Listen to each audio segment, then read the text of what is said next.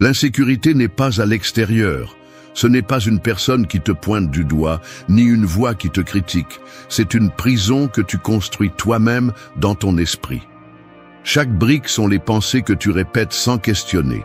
Chaque mur que tu construis avec la comparaison constante, avec la peur du jugement et avec le besoin d'approbation.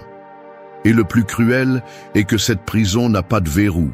C'est toi qui décides de rester enfermé ou de sortir une fois pour toutes. Les stoïciens l'ont compris avec une brutalité claire. Marc Aurèle a écrit que la vie de l'homme est faite de ce qu'il pense. Et cela signifie que si ton esprit est dominé par des doutes et des peurs, toute ta vie se sentira dominée par l'insécurité. La véritable bataille ne se déroule pas devant les autres, elle se déroule en toi, dans ce dialogue silencieux qui dicte si tu avances avec assurance ou si tu recules par peur. Je te parlerai crûment, car l'insécurité ne se brise pas avec des caresses, elle se brise avec clarté et action. Je te montrerai comment entraîner ton esprit, comment utiliser la dichotomie du contrôle, comment transformer la peur en ton maître et comment construire des habitudes qui renforcent ton identité jusqu'à ce que ta sécurité cesse d'être un désir et devienne un fait. Si tu décides d'écouter jusqu'à la fin, tu comprendras que l'insécurité n'est pas une destination, c'est une illusion.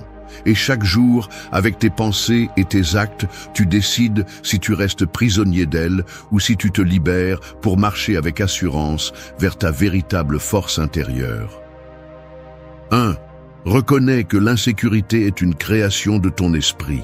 L'insécurité est comme une épaisse fumée qui envahit une pièce. Elle n'a pas de forme solide, tu ne peux pas la saisir avec tes mains, mais elle t'étouffe, brouille ta vue et te fait trébucher sur tes propres pas.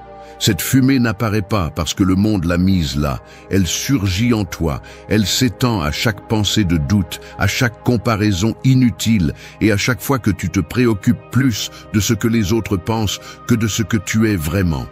Et l'ironie est que la porte de cette pièce a toujours été ouverte, mais comme tu es habitué à respirer la fumée, tu finis par croire que tu ne peux pas sortir. La première étape pour surmonter l'insécurité est d'accepter qu'elle n'est pas un monstre extérieur, ni un ennemi avec un visage défini. C'est une création de ton esprit. Marc Aurèle disait que la vie est faite de ce que tu penses. Et si tes pensées sont faibles, ta vie se sentira faible. Mais si tu entraînes ton esprit à voir clairement, alors rien d'extérieur ne pourra te renverser. L'insécurité ne vient pas des paroles des autres, elle vient de la façon dont tu choisis de les interpréter et de les répéter en toi. Sénèque l'expliquait durement, nous souffrons plus dans l'imagination que dans la réalité. Et c'est vrai, la plupart de tes peurs ne se réalisent pas, la plupart des jugements que tu crains n'existent même pas. Mais ton esprit les transforme en un film que tu répètes jusqu'à croire qu'il est réel. C'est la prison invisible de l'insécurité. Une prison où la clé est dans ta poche, mais tu n'oses pas l'utiliser. Pour reconnaître que l'insécurité naît dans ton esprit, tu dois observer ton dialogue interne avec courage. Combien de fois par jour te dis-tu que tu n'es pas assez, que tu ne peux pas, que tu n'es pas à la hauteur? Chaque phrase de ce type est une brique de plus dans le mur de ta propre prison. Et le problème est que tant que tu n'identifies pas que ces pensées ne sont pas la vérité, mais de simples interprétations, tu continueras à alimenter la fumée qui t'empêche de respirer. Épictète affirmait que ce qui compte n'est pas ce qui t'arrive, mais comment tu l'interprètes. Voici la racine de tout. 2 personnes peuvent recevoir la même critique, l'une s'effondre et l'autre grandit. La différence n'est pas dans la critique, mais dans l'esprit qui la reçoit. L'insécurité n'est pas le coup du monde, c'est la façon dont tu décides de le recevoir et de le répéter jusqu'à te convaincre que tu es faible. Si tu veux commencer à démolir cette construction mentale, pratique l'observation consciente. Chaque fois qu'une pensée d'insécurité apparaît, ne la rejette pas et ne la nourris pas. Regarde-la simplement et reconnais qu'elle est une création de toi. Dis-toi, ce n'est pas un fait, c'est une pensée. Et je peux choisir de la soutenir ou de la laisser aller. Des auteurs modernes comme Ryan Holiday insistent sur le fait que l'obstacle est le chemin. L'insécurité, loin d'être un ennemi, peut devenir le terrain d'entraînement parfait pour forger ton caractère. James Clear rappelle que les habitudes façonnent ton identité. Et voici la clé. Chaque fois que tu agis avec assurance, alors que ton esprit doute, tu crées une nouvelle habitude.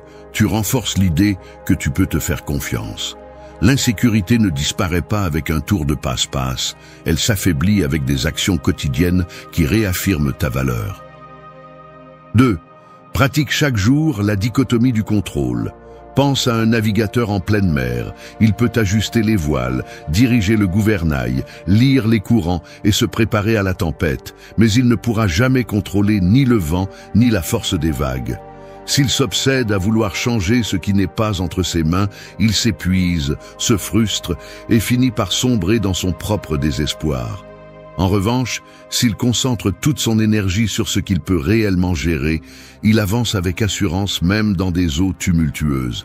Ainsi va la vie et ainsi fonctionne l'insécurité. Une partie dépend de toi, l'autre jamais. La différence réside dans la capacité à les distinguer. La dichotomie du contrôle est l'un des enseignements les plus puissants du stoïcisme et en même temps l'un des plus ignorés. Épictète l'a exprimé clairement. Il y a des choses qui dépendent de nous et d'autres qui n'en dépendent pas. Notre esprit s'affaiblit lorsqu'il cherche à saisir l'incontrôlable, lorsqu'il se fatigue à vouloir que les autres pensent d'une certaine manière, que les circonstances soient toujours favorables ou que l'avenir s'aligne sur nos plans. Cette obsession pour l'extérieur nourrit l'insécurité, car il y aura toujours quelque chose que tu ne pourras pas maîtriser. L'insécurité s'accroît quand tu fondes ta valeur sur ce que tu ne contrôles pas. Tu te demandes si tu plairas, si l'on t'acceptera, si l'on ne critiquera pas ce que tu fais. Mais la vérité, c'est que tu ne pourras jamais contrôler le jugement des autres, pas même de ceux que tu aimes le plus. La seule chose que tu peux contrôler, c'est ton effort, ton intention, ta discipline et la manière dont tu réagis à ce qui survient.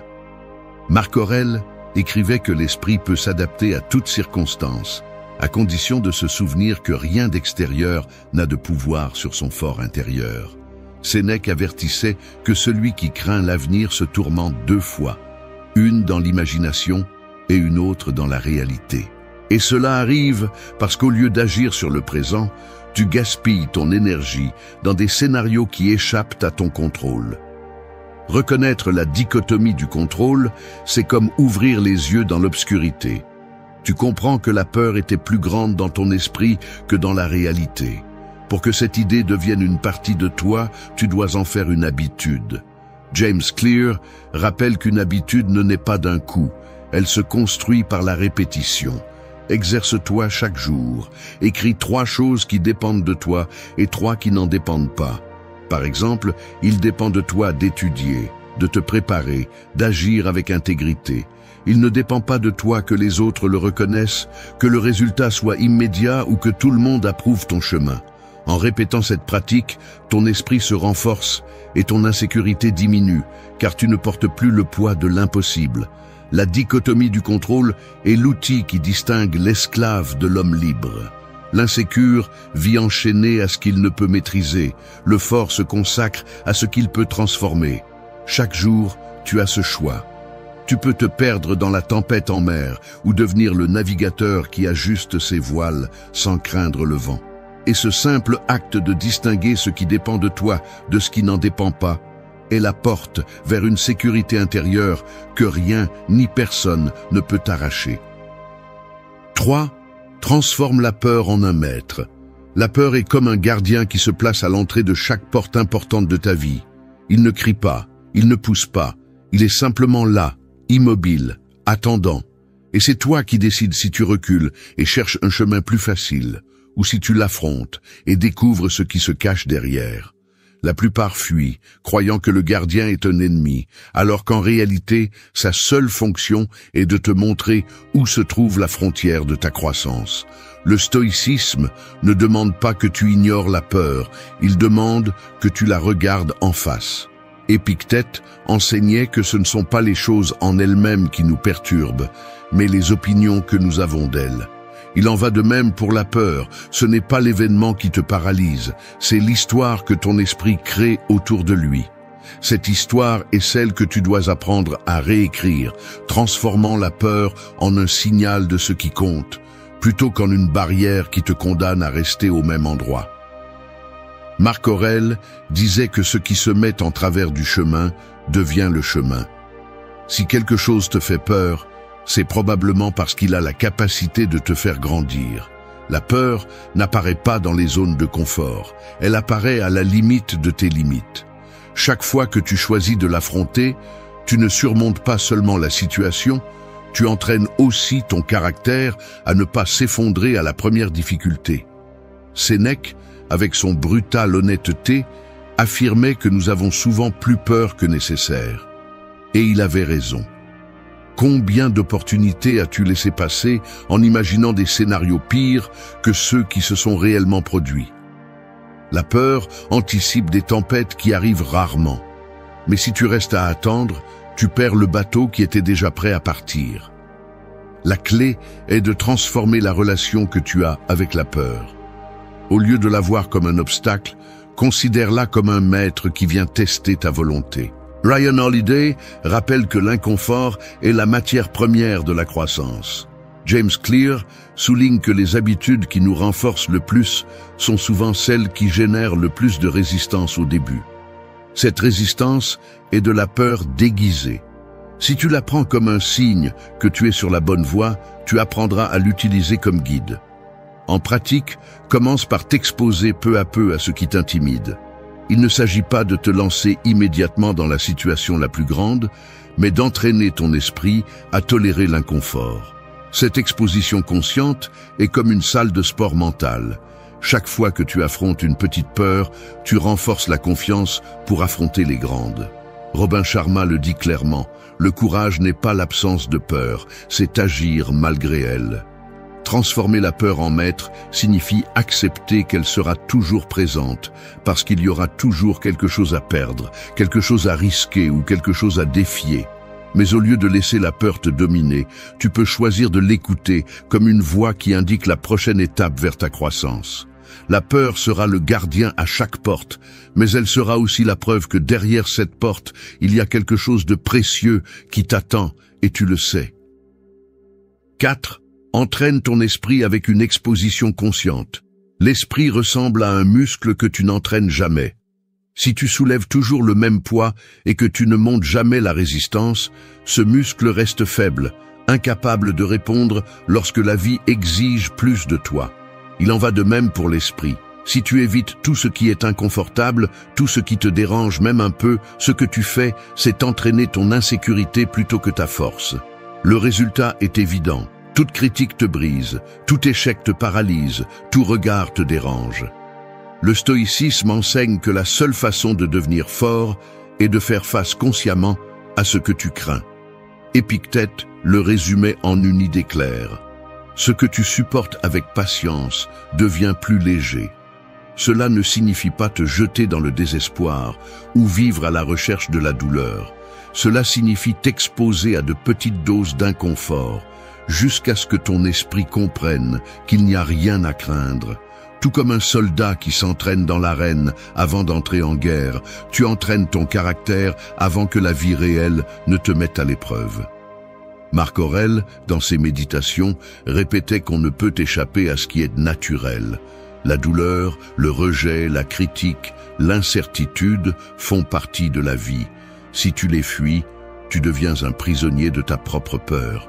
Mais si tu décides de les affronter, même dans de petites pratiques quotidiennes, tu découvres que ton esprit se durcit sans perdre sa sensibilité.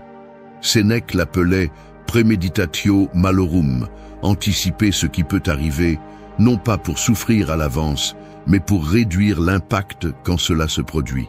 C'est l'essence de l'exposition consciente, te préparer aujourd'hui pour ce qui pourrait te renverser demain.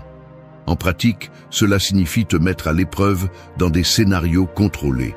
Parler en public, même si ta voix tremble. Exprimer ton opinion, même si tout le monde n'est pas d'accord. Faire quelque chose de nouveau, même si l'erreur est presque certaine. Chacune de ces actions est comme soulever un poids supplémentaire dans la salle de sport mentale.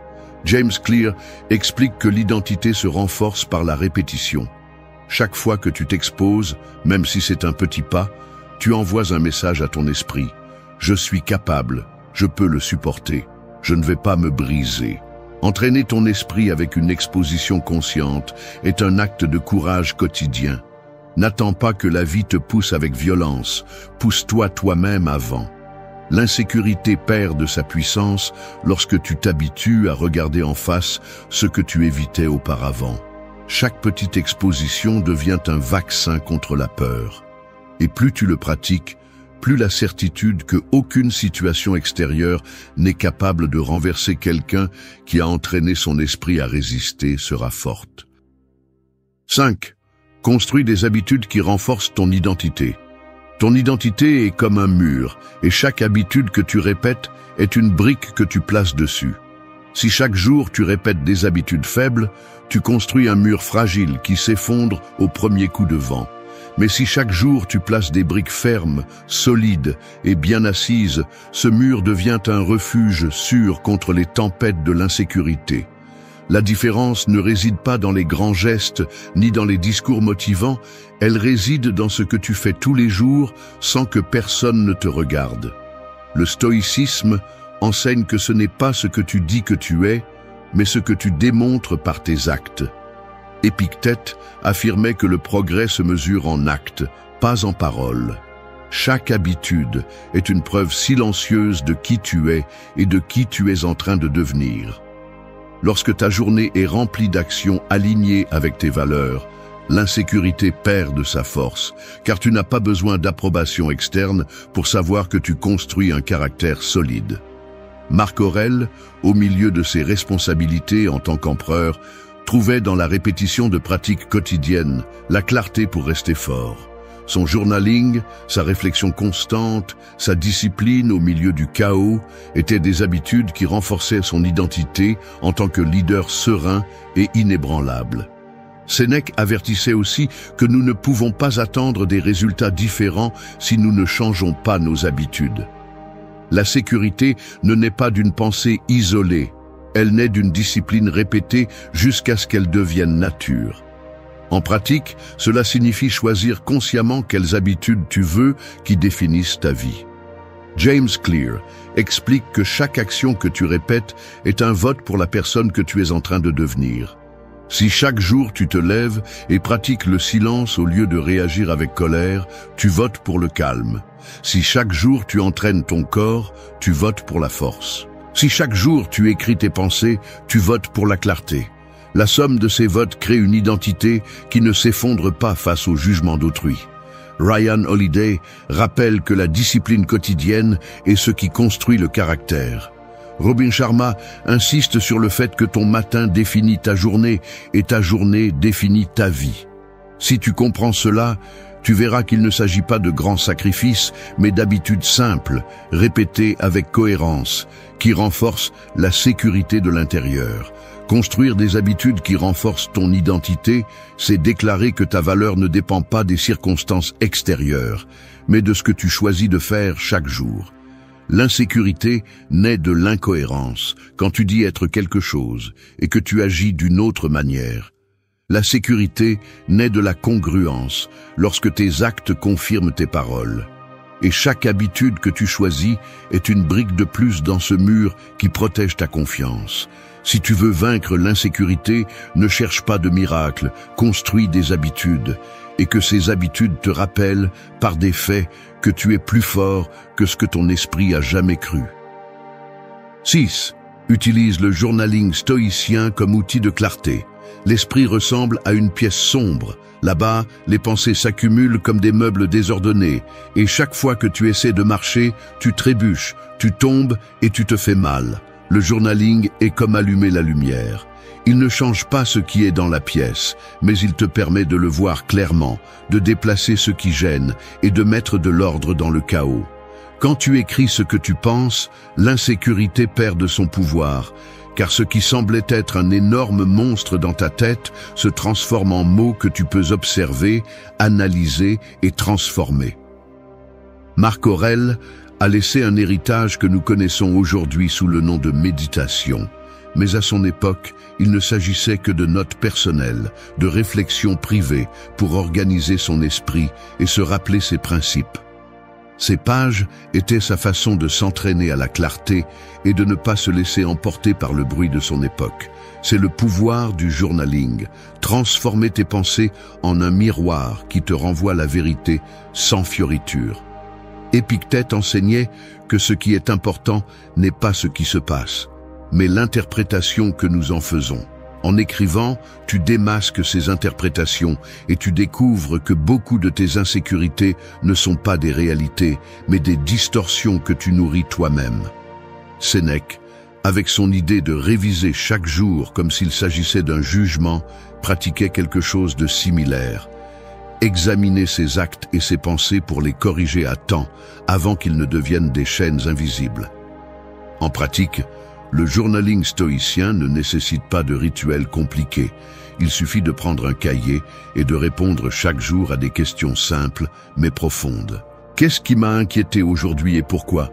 Qu'est-ce qui était sous mon contrôle et qu'est-ce qui ne l'était pas? Qu'ai-je appris de mes erreurs? Qu'est-ce que je peux améliorer demain? Ces questions agissent comme un scalpel, coupant le brouillard mental et révélant l'essentiel. Ryan Holiday suggère d'écrire comme un moyen de vider l'esprit et de le garder affûté. James Clear rappelle que ce qui est mesuré et observé s'améliore. Le journaling combine ces deux idées. Tu n'observes pas seulement tes pensées, tu enregistres aussi tes progrès, ce qui te permet de voir comment l'insécurité diminue lorsque tu la confrontes avec des mots. Robin Sharma ajoute que l'écriture est une conversation avec ton moi le plus profond, et dans cette conversation, tu trouves une clarté qui apparaît rarement au milieu du bruit.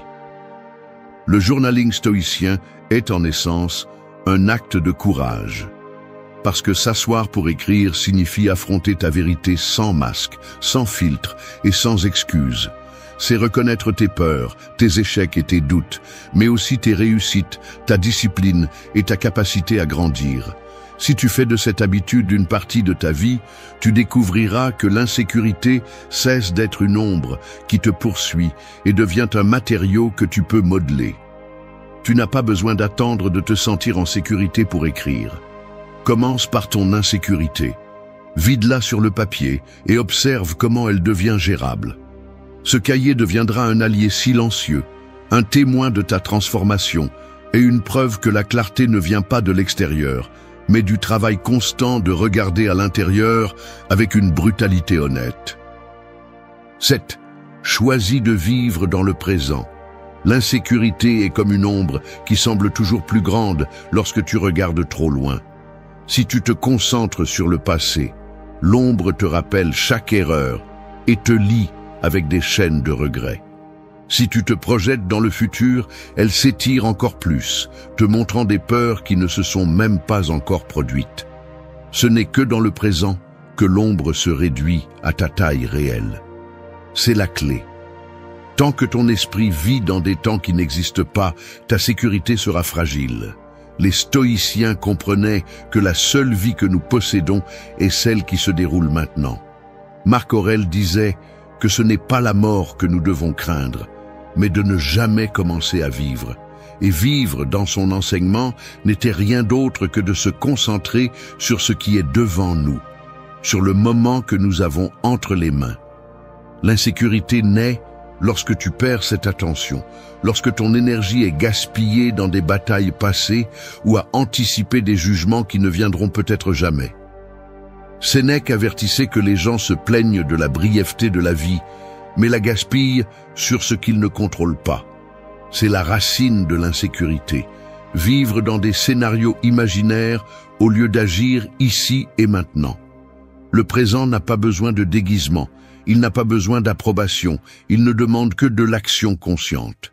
Épictète insistait sur le fait que la liberté commence lorsque nous cessons de nous attacher à ce qui échappe à nos mains. Le passé ne peut plus être modifié, le futur n'existe pas encore. La seule décision réelle a lieu aujourd'hui, à cet instant, Et si tu te concentres à le vivre avec intégrité, l'insécurité s'affaiblit, car tu ne nourris plus le monstre de la comparaison, ni le fantôme de la peur. En pratique, vivre dans le présent signifie entraîner ton attention. Tu peux le faire avec des actes simples. Te concentrer vraiment sur une conversation au lieu de penser à comment tu es perçu, profiter d'un repas sans regarder ton téléphone, terminer une tâche avec toute ton énergie sans être obsédé par le résultat. Chacun de ces moments est un rappel que ton pouvoir est dans le maintenant. Ryan Holiday écrit que la vie est détruite lorsque nous permettons à l'esprit de divaguer sans contrôle. James Clear montre comment de petites habitudes quotidiennes, appliquées avec présence, changent l'identité d'une personne plus que tout plan futur. Robin Sharma enseigne que la maîtrise personnelle se construit dans ces minutes où tu choisis d'être complètement présent, car ce sont les seules qui t'appartiennent vraiment. Vivre dans le présent ne signifie pas ignorer ce qui a été ou cesser de planifier ce qui vient, cela signifie ne pas rester coincé en eux. Ta sécurité ne se construit pas sur des souvenirs ni sur des suppositions, elle se construit sur des actes concrets. Si tu choisis ce moment comme le terrain pour démontrer ta force, il n'y aura plus d'ombre qui puisse grandir plus que toi. Et chaque jour où tu pratiques ce choix, l'insécurité s'éteindra comme un écho qui n'a plus personne à tourmenter. 8. Remplace la comparaison par l'amélioration personnelle. La comparaison est comme une cage de miroir. Tu regardes d'un côté et tu vois quelqu'un qui semble plus réussi. Tu regardes de l'autre et tu trouves quelqu'un qui semble plus heureux. Tu regardes derrière et quelqu'un semble plus fort. Tu regardes devant et quelqu'un semble plus intelligent. Plus tu te regardes dans ces reflets étrangers, plus tu te sens petit. Le piège est que aucun de ces miroirs ne montre ta réalité. Il ne projette qu'une illusion qui déforme ta valeur. Le stoïcisme enseigne que le seul vrai juge de ta vie, c'est toi-même. Marc Aurèle a écrit que l'envie naît de l'oubli, que chaque personne suit son propre chemin. Quand tu vis en regardant constamment ce que font les autres, tu perds de vue ton chemin et ton énergie est gaspillée sur un terrain que tu ne pourras jamais contrôler. Tu n'es pas le maître des victoires des autres, mais tu peux être le maître de ton progrès quotidien. Sénèque l'expliquait clairement, celui qui vit pour l'opinion des autres n'est jamais libre. La comparaison constante est justement cela, un esclavage déguisé en motivation. Tu crois qu'en te mesurant aux autres, tu trouveras des forces, mais en réalité, tu ne fais qu'alimenter l'insécurité. Chaque réussite extérieure devient un rappel de ton supposé manque, alors que la vérité est que ta seule mesure valable est combien tu as progressé par rapport à hier. Épictète soulignait que nous devons nous mesurer à nous-mêmes et non au monde. C'est cette attitude qui transforme la comparaison en amélioration personnelle. Il ne s'agit pas d'ignorer les succès des autres, mais de les utiliser comme inspiration sans les transformer en chaîne. La question ne devrait jamais être si tu es meilleur que quelqu'un d'autre, mais si tu es meilleur que ta version d'hier. En pratique, cela signifie tenir un registre de ton propre progrès. James Clear enseigne que ce qui est mesuré s'améliore. Si tu mesures tes pas sur ton propre chemin, la comparaison externe perd de sa force. Ryan Holiday insiste sur le fait que la grandeur se construit en silence, dans la discipline de te surpasser toi-même sans chercher de trophées immédiats. Robin Sharma rappelle que le véritable leadership commence par la maîtrise personnelle. Toutes ces idées convergent vers la même chose. Le seul rival qui compte, c'est toi. Chaque fois que tu tombes dans la tentation de te comparer, pose-toi cette question. Qu'est-ce que je peux améliorer aujourd'hui pour être plus fort qu'hier? Peut-être lire une page de plus, s'entraîner 5 minutes de plus, parler plus clairement, ou simplement garder son calme dans une situation qui te déstabilisait auparavant. Ces petites victoires personnelles s'accumulent et forment une confiance qu'aucun miroir ne peut enlever. Remplacer la comparaison par l'amélioration personnelle, c'est briser la cage de miroir et décider de marcher en regardant devant soi. Lorsque ton énergie est dirigée vers ta propre croissance, tu arrêtes de te sentir inférieur à cause des réussites des autres et tu commences à gagner confiance en ce que tu construis.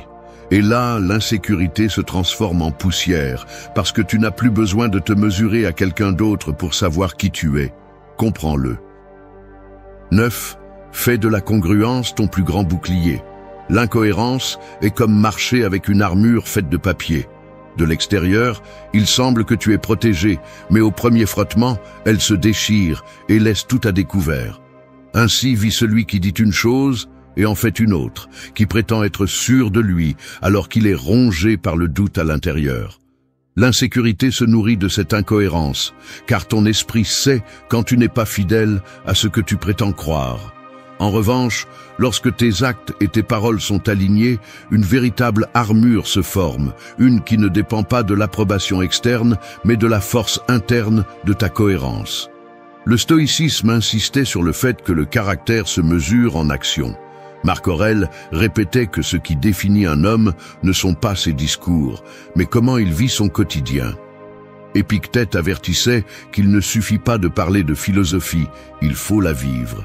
Et Sénèque, avec son ton direct, assurait que personne ne peut se dire sage si sa vie contredit ce qu'il prêche. Toutes ces voies convergent vers une vérité. La congruence est la racine de la sécurité. L'incohérence épuise parce qu'elle crée un conflit interne. Tu dis que tu es discipliné, mais tu repousses chaque tâche. Tu affirmes que l'opinion des autres ne t'importe pas, mais tu ajustes ta vie pour plaire aux autres. Tu te promets du courage, mais tu es paralysé par des excuses. Ce désajustement ne passe pas inaperçu pour ton esprit. C'est un rappel constant que tu ne peux pas te faire confiance, et c'est pourquoi l'insécurité apparaît. Au contraire, chaque fois que tu agis en cohérence avec tes principes, tu renforces ton identité. Peu importe si le monde applaudit ou critique, ta sécurité n'en dépend pas, car tu sais que tu es fidèle à ton essence. Ryan Holiday explique que l'intégrité n'a pas besoin de témoins, car elle se soutient seule. James Clear ajoute que chaque habitude congruente est une preuve tangible de qui tu es. Et Robin Sharma rappelle que la grandeur se construit dans la congruence entre ce que tu penses, dis et fais. Pratiquer la congruence ne signifie pas la perfection, cela signifie l'engagement. Cela signifie que si tu valorises l'honnêteté, tu la pratiques même dans les petits détails. Que si tu dis que tu cherches la discipline, tu ne trahis pas ta parole avec des excuses quotidiennes. Que si tu aspires à être fort, tes actes ne contredisent pas cette aspiration. Chaque geste, chaque décision est une opportunité pour confirmer ton identité ou pour l'affaiblir. La congruence est un bouclier parce qu'elle te libère du jugement externe. Tu n'as plus besoin de prouver quoi que ce soit, car ta vie parle pour toi. L'insécurité s'estompe lorsqu'il n'y a pas de contradiction qui puisse te trahir. Si ton intérieur et ton extérieur sont alignés, il n'y a pas d'attaque qui puisse traverser cette armure. La question est claire. Veux-tu continuer à porter un déguisement qui se brise au premier coup, ou préfères-tu forger un bouclier qui t'accompagne dans chaque bataille de la vie? 10. Répète avec des actes la vérité de ta valeur. Les mots sont comme des empreintes dans le sable, effacées par le premier vent. Les actes, en revanche, sont comme des pierres taillées dans la montagne. Ils restent même si le temps passe. L'insécurité profite lorsque ta vie est pleine de mots qui ne tiennent pas, de promesses qui ne sont jamais tenues et d'intentions qui restent en suspens. Ce n'est que lorsque tu répètes avec des actes la vérité de ta valeur que ton esprit commence à croire ce que tu dis, et l'insécurité perd du terrain. Les stoïciens ont été clairs. Peu importe combien tu parles de vertu si tu ne la pratiques pas. Épictète avertissait qu'un homme ne se mesure pas par ce qu'il déclare, mais par ce qu'il fait sous pression. Marc Aurèle, au milieu de la guerre et du chaos, écrivait que chaque jour devait être un test de cohérence, non pas pour les autres, mais pour lui-même. Sénèque ajoutait que la vie courte devient suffisante lorsqu'elle est vécue avec des actions fermes et non avec des discours vides. Tous étaient d'accord sur une chose. La valeur se démontre dans la pratique quotidienne. L'insécurité grandit lorsque ton esprit détecte la distance entre ce que tu penses et ce que tu fais. Tu dis que tu es capable, mais tu recules face aux défis. Tu te dis discipliné, mais tu cèdes au confort. Ta bouche affirme ce que tes actes nient, et cette contradiction est nourriture pour le doute. C'est pourquoi répéter avec des actes la vérité de ta valeur est un entraînement contre l'insécurité, car tu transformes ta parole en fait que ton esprit ne peut plus remettre en question. James Clear l'explique à partir de la science des habitudes. Chaque action que tu répètes est un vote pour ton identité. Il ne suffit pas de le penser ni de le désirer. Il faut le prouver. Ryan Holiday insiste sur le fait que les stoïciens ne cherchaient pas à être admirés, ils cherchaient à vivre selon leurs principes, et c'est dans cette répétition silencieuse que résidait leur véritable force. Robin Sharma rappelle que tu ne construis pas la confiance avec des discours, tu la construis avec des preuves quotidiennes d'engagement et de courage. Pratiquer cette leçon signifie commencer par le concret. Si tu dis que tu valorises ta force, répète-le avec des actes en te levant chaque jour pour entraîner ton corps et ton esprit. Si tu affirmes que tu es maître de ta vie, répète-le en prenant des décisions qui te rapprochent de tes objectifs et en ne repoussant pas l'essentiel. Si tu proclames que tu es intègre, répète-le avec chaque geste d'honnêteté, même lorsque personne ne te regarde. Cette répétition constante transforme ton identité en roche, une roche impossible à déplacer par les jugements des autres. L'insécurité est du bruit, et le bruit est silencieux avec des faits. Tu n'as pas besoin de convaincre le monde de ta valeur, tu as besoin de la prouver à toi-même avec des actes répétés jusqu'à ce qu'ils deviennent une partie de ta nature. C'est la différence entre celui qui vit piégé dans le doute et celui qui marche en toute sécurité. L'un parle de ce qu'il veut être, l'autre le confirme à chaque pas.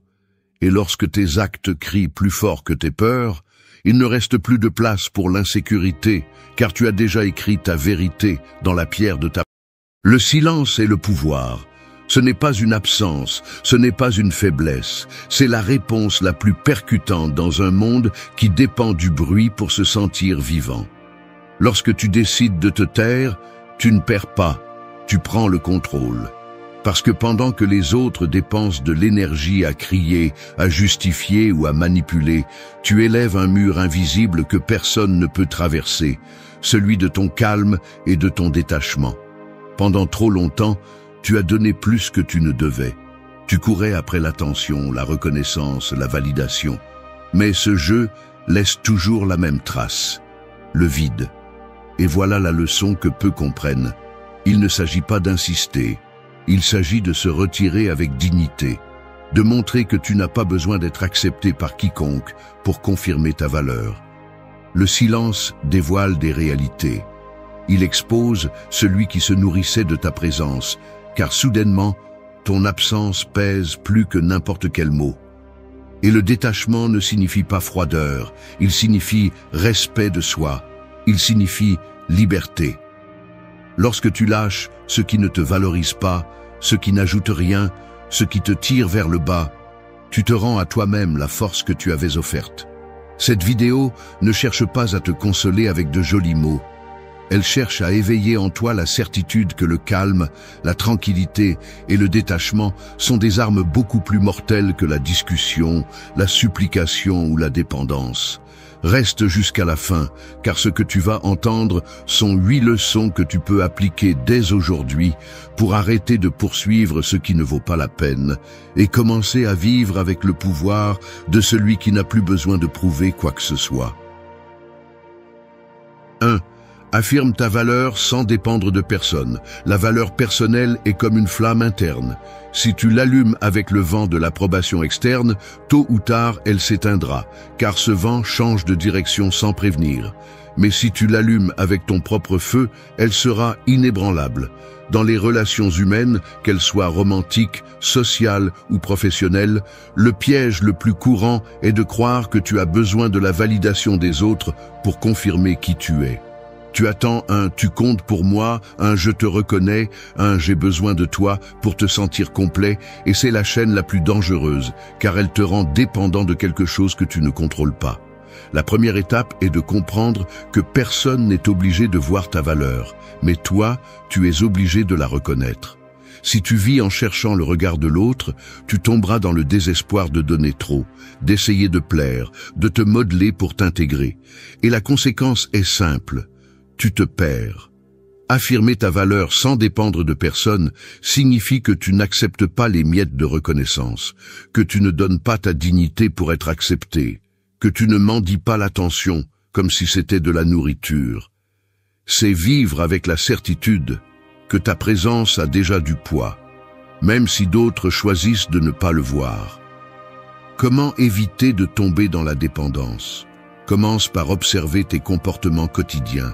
Demande-toi, combien de fois dis-tu oui quand tu veux dire non? Combien de fois te tais-tu pour ne pas déranger? Combien de fois changes-tu ta façon d'être pour ne pas être rejeté? Chaque fois que tu le fais, tu donnes une partie de ta valeur à l'approbation externe. Une façon pratique de briser ce cycle est d'établir des limites claires. Dis non fermement, même quand tu as peur de perdre quelqu'un. Ce non est une déclaration de ta valeur, car cela signifie que tu préfères perdre un lien plutôt que de te perdre toi-même. Un autre conseil puissant est d'arrêter de mesurer ton importance par l'attention que tu reçois. Si quelqu'un met du temps à répondre, si quelqu'un ne reconnaît pas ton effort, si quelqu'un ne te donne pas la validation que tu espérais, ne le prends pas comme un jugement de ta valeur. Son silence ou son indifférence parle d'eux, pas de toi. Entraîne ton esprit à ne pas réagir avec anxiété. Chaque fois que tu ressens l'urgence de chercher reconnaissance, rappelle-toi cette règle.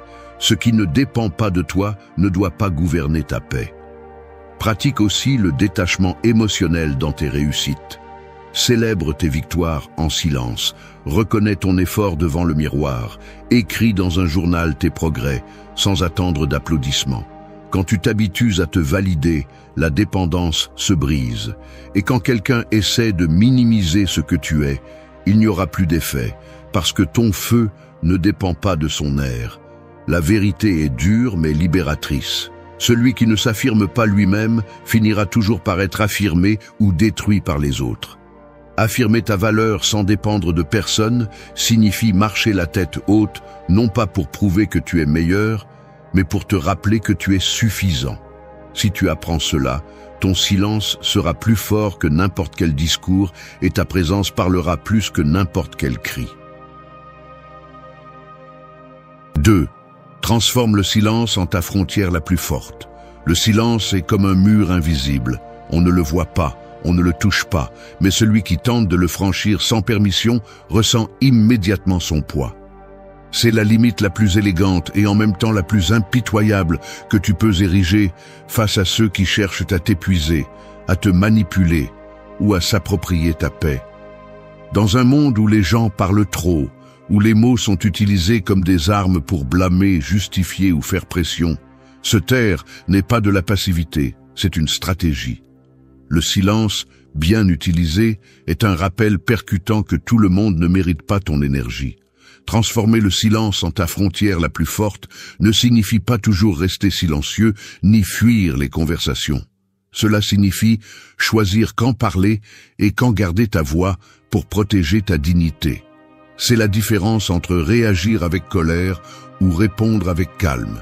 Quand quelqu'un t'attaque en attendant ta réaction, le silence coupe le jeu à la racine. Quand quelqu'un veut t'entraîner dans une discussion sans fin, le silence marque la fin de la bataille sans que tu aies eu à lever le petit doigt. Et quand quelqu'un s'habitue à te voir trop disponible, ton silence lui rappelle que ton temps et ton attention sont des privilèges, pas des droits. Comment peux-tu appliquer cette leçon dans ta vie quotidienne? Commence par identifier les moments où ton impulsion est de répondre immédiatement. Si quelqu'un t'offense, respire avant de parler. Si quelqu'un cherche à te provoquer, arrête-toi avant de réagir. Entraîne le muscle de la pause.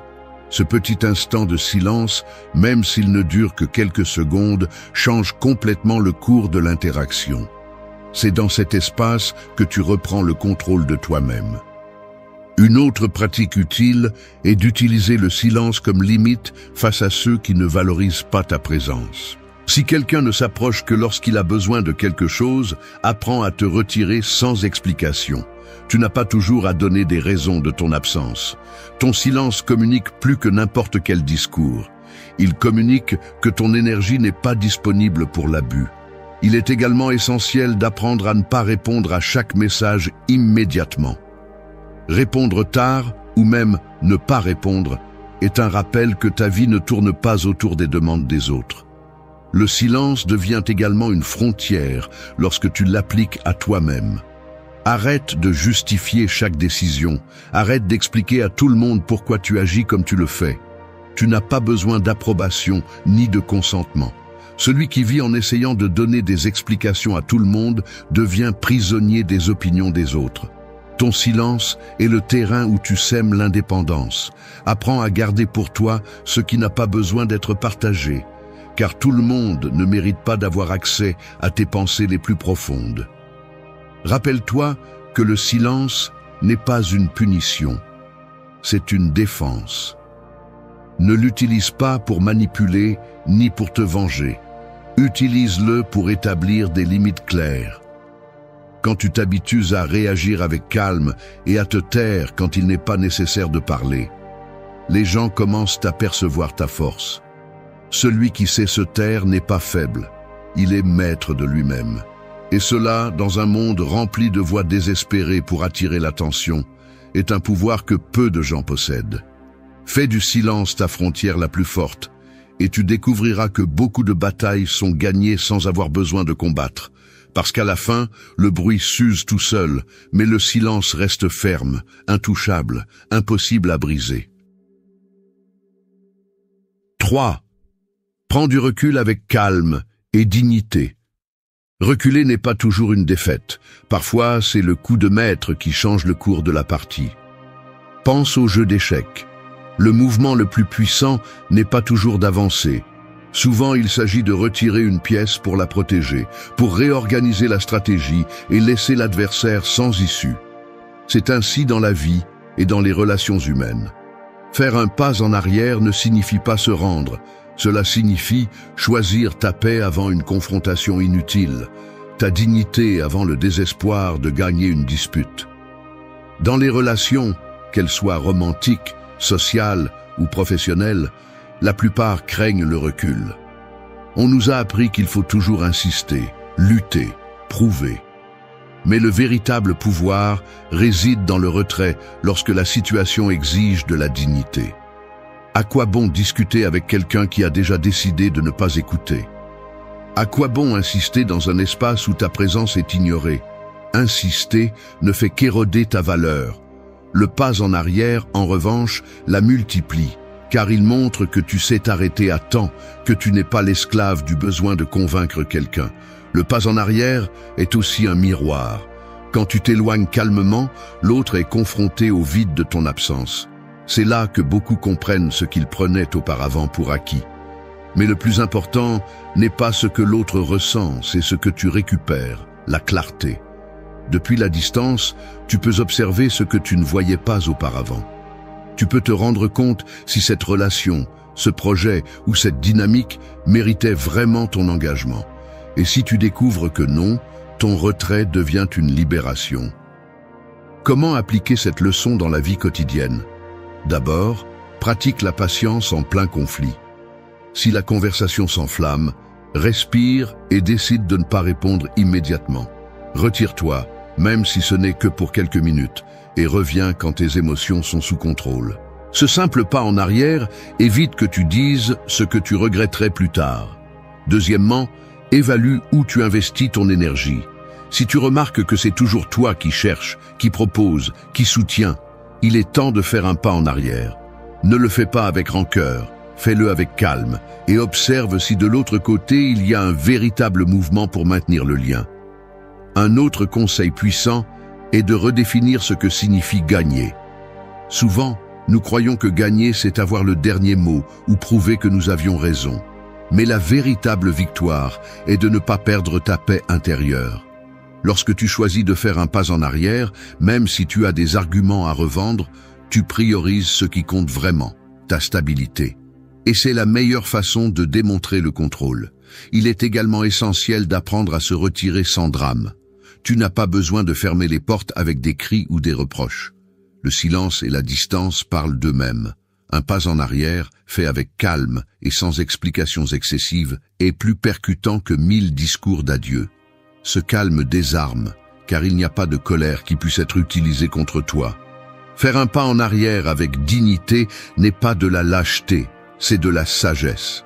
C'est comprendre que tous les espaces ne méritent pas ta voix et que toutes les batailles ne méritent pas ton épuisement.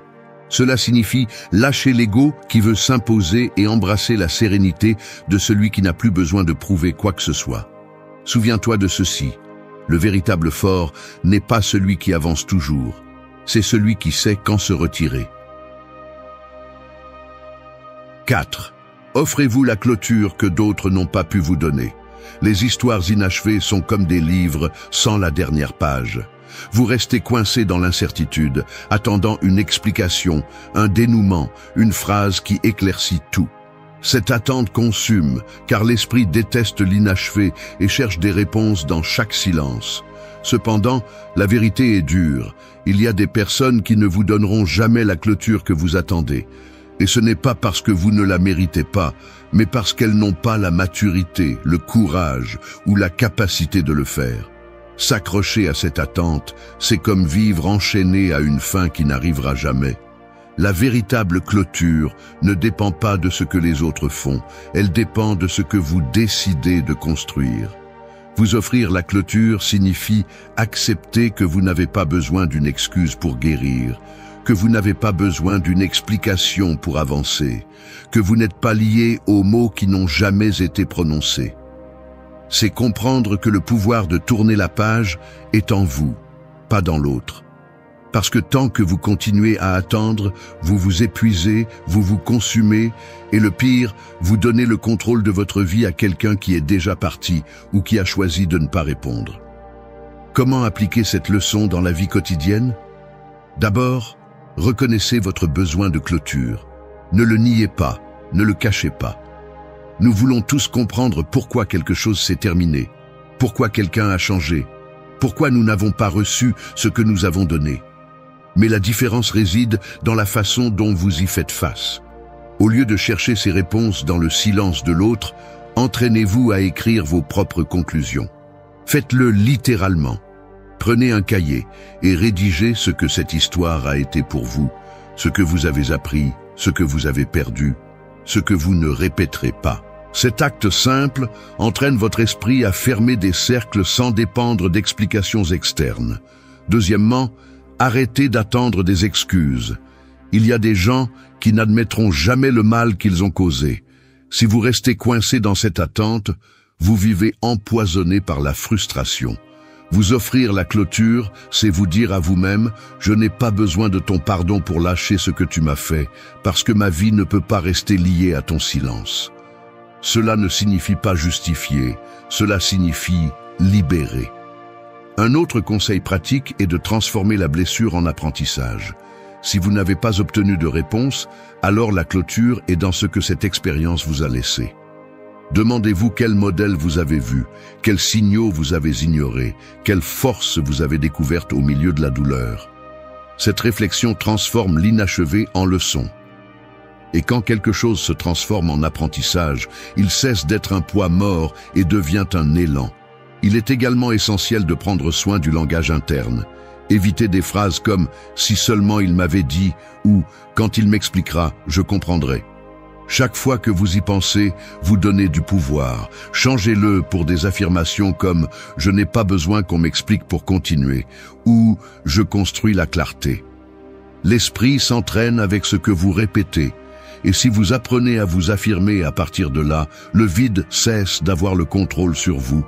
Vous offrir la clôture ne signifie pas effacer ce que vous avez vécu, mais lui donner une place dans votre histoire sans qu'il ne définisse votre présent. C'est comme fermer une porte. Vous ne détruisez pas la maison, vous choisissez simplement de ne plus vivre dans cette pièce. C'est un acte de respect envers vous-même, une déclaration d'indépendance émotionnelle. Rappelez-vous, la véritable clôture n'est pas accordée par les mots qui n'ont jamais été prononcés, mais par votre décision de ne pas rester coincé dans l'inachevé. Quand vous comprenez cela, vous arrêtez d'attendre et vous commencez à marcher la tête haute, parce que vous n'êtes plus l'otage du silence des autres. Vous êtes celui qui écrit la fin de vos chapitres. 5. Lâche l'obsession et embrasse l'acceptation. S'accrocher à une idée, à une personne ou à un résultat est comme tenir fermement une corde qui glisse entre tes mains. Plus tu serres, plus elle te coupe, plus elle te blesse, plus tu saignes. L'obsession fonctionne de la même manière. Plus tu essaies de contrôler l'incontrôlable, plus tu perds ta paix. Dans les relations humaines, qu'elles soient romantiques, sociales ou professionnelles, l'obsession se déguise en intérêt, en engagement, voire en amour. Mais en réalité, c'est un piège mental qui consomme ton énergie et te lie à la souffrance. Lâcher l'obsession et embrasser l'acceptation ne signifie pas abandonner, cela signifie se libérer. Cela signifie reconnaître que tu n'as pas de pouvoir sur la volonté des autres, sur leurs sentiments, sur leurs décisions. Cela signifie comprendre qu'il y a des choses que, aussi fort que tu le souhaites, ne seront jamais entre tes mains. Et l'obsession est précisément cette tentative désespérée de contrôler ce qui appartient au domaine de l'incertain. Accepter, en revanche, c'est choisir le calme face à ce qui ne dépend pas de toi. Comment peux-tu pratiquer cela dans ta vie quotidienne? Commence par identifier tes pensées répétitives. L'obsession se nourrit de la répétition mentale. Pourquoi m'a-t-il quitté? Qu'ai-je fait de mal? Que pensera-t-il de moi? Chaque fois que ton esprit entre dans ce cycle, c'est comme si tu revenais serrer la corde qui te fait mal. Le briser nécessite de la discipline. Une stratégie pratique est de t'arrêter et de te dire « Cela ne me donne pas de réponse. Cela ne fait que me voler de l'énergie. » Nommer l'obsession est le premier pas pour la neutraliser. Un autre conseil puissant est de rediriger ton attention. L'obsession t'enferme en un seul point, comme s'il n'y avait rien d'autre dans le monde. C'est pourquoi il est vital de t'obliger à élargir ton focus. Fais de l'exercice, apprends quelque chose de nouveau, discute avec des personnes différentes. Ton cerveau a besoin de stimuli qui brisent la boucle. Au début, cela sera difficile, car l'obsession voudra te ramener en arrière. Mais avec de la constance, tu découvriras que tu peux prendre de la distance. Il est également important d'apprendre à lâcher la nécessité de réponses parfaites. Souvent, l'obsession naît du désir de tout comprendre dans le détail, de ne pas accepter que certaines choses n'ont tout simplement pas d'explication logique. Le détachement sain consiste à accepter que la vie ne te dira pas toujours pourquoi. L'acceptation, c'est regarder la blessure et dire « Je n'ai pas besoin de réponse pour continuer, j'ai besoin d'avancer même si je ne les ai pas ». La pratique de la gratitude est un autre outil efficace.